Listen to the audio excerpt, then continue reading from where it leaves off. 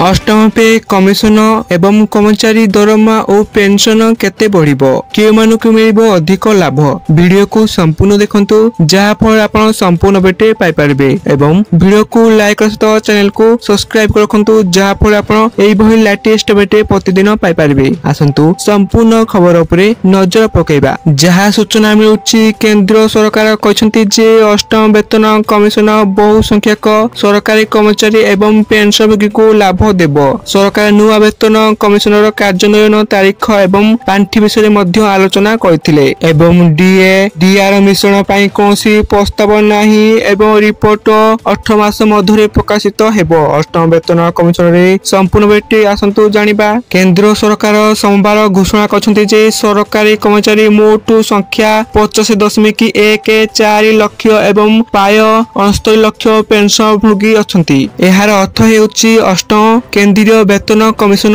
एथि सीपीसी कार्यकारी हेबा परे मोट पाय 1.19 कोटी एवं पूर्वतन सरकारी कर्मचारी एहार लाभ पाइबे अर्थ राष्ट्र मंत्री पंकज चौधरी 8 डिसेंबर रे लोकसभा रे एक लिखित उत्तर रे एही सूचना प्रदान करथिले एवं सांसद एनके प्रेमचंद्र ठांगाट तमिल सेल्भान गजपति राजकुमार पी एवं धर्मेंद्र यादव संसद रे अष्टम वेतन कमिशनर कार्यान्वयन तारीख terms of reference TOR budget आवंटन कर्मचारी यूनियन सहित परामर्श एवं पेंशन भोगी अभियोग समाधान पाई सरकार योजना संपर्क में प्रश्न उठाइथिले तेणु केंद्र सरकार कहछंती जे गोहित अष्टम सीपीसी सुपारिश गुड़िक कार्यकारी करबा पाई सरकार एपर्यंत पांठी बंटन करिवे एहा व्यतीत सरकारी कमिशन सुपारिश प्रस्तुत करबा पाई निजस्व प्रतिक्रिया एवं पद्धति स्थापन करिवे एहा व्यतीत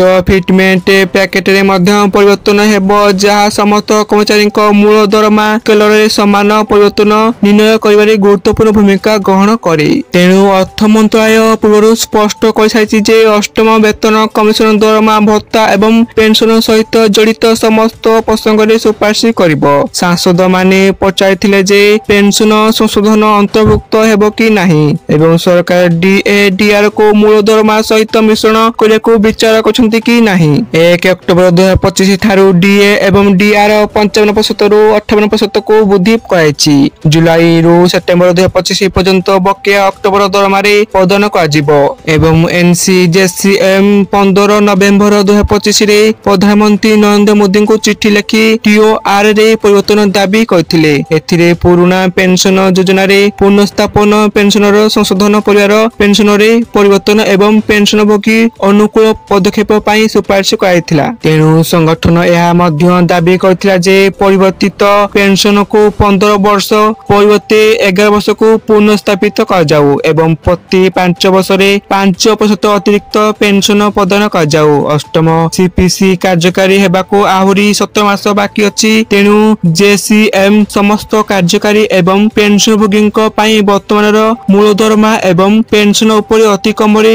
20% मध्यवर्तीकालीन रिहाती दाबी करथिले एवं टिकस विशेषज्ञ माने कहछन्ती जे सरकार कोनोसी मध्यवर्तीकालीन सहायता निष्पत्ति नेबा समय रे बहुत सतर्क रहिबे से माने कहछन्ती जे कर्मचारी माने मुद्रास्फीति एवं ह्रास पाउथिबा प्रकृत आय को दृष्टि रखी सहायता आवश्यक बोली दाबी करछन्ती तथापि निर्वाचन पूर्व सरकार को आर्थिक श्रृंखला बजाय रखिया को पड़िबो कारण नियंत्रण लक्ष्य अत्यंत कठोर यह थिला संपूर्ण बेटे आपण माने वीडियो को संपूर्ण देखथरु आपण मानकु धन्यवाद।